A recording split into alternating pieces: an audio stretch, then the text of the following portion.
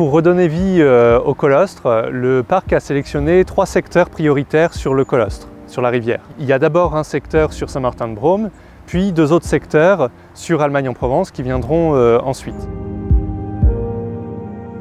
Il ne s'agit pas de simples travaux d'entretien courant d'une rivière ou de la ripisylve, mais plutôt un projet ambitieux sur 2 km par tronçon à restaurer, donc 6 km au total.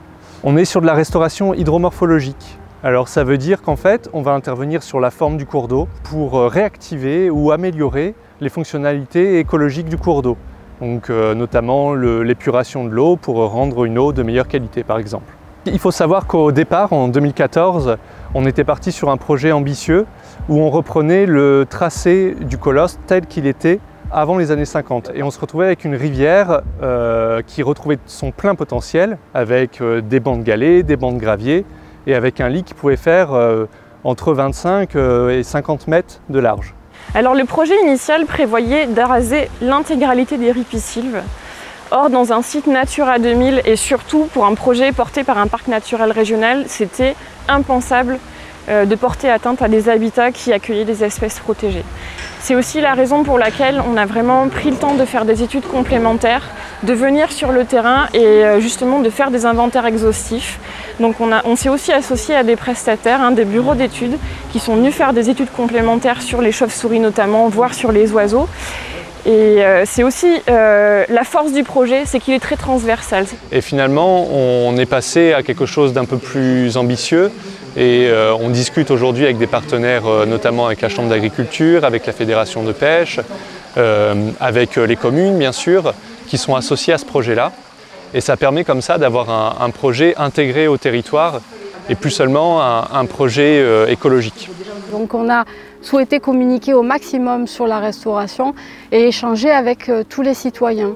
On a passé de nombreux coups de téléphone pour ceux qui étaient plus loin ou ceux qui étaient moins disponibles et puis on les a surtout reçus en mairie avec des rencontres, avec des plans, avec des cartes et puis on a échangé sur le colostre c'était quoi avant, dans les années 50, dans les années 20 et qu'est-ce qu'on veut qu'il soit aujourd'hui et surtout qu'est-ce qu'on ne veut pas qu'il devienne.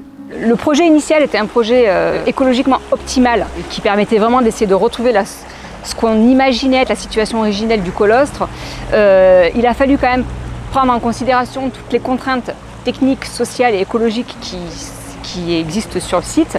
Il n'est plus question de copier le colostre des années 50. Donc ce qui est prévu d'abord, c'est de rehausser le colostre à l'aval des seuils et non plus sur l'ensemble du tracé. Aujourd'hui, les seuils forment une petite marche.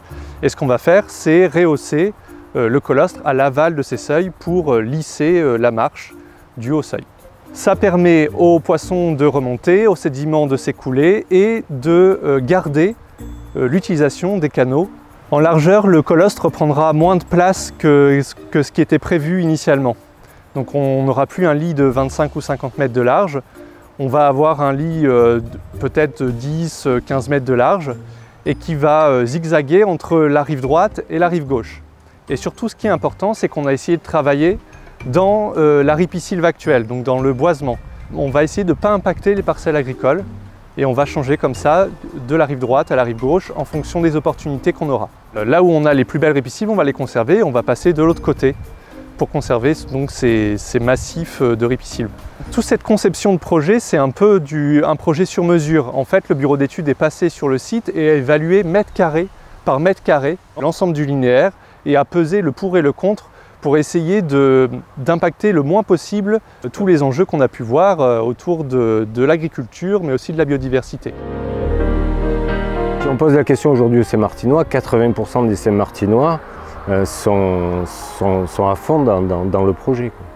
Maintenant, on est toujours buté et un peu freiné par les propriétaires, mais c'est incontournable, on doit passer par eux, donc j'espère que ça va se finaliser rapidement.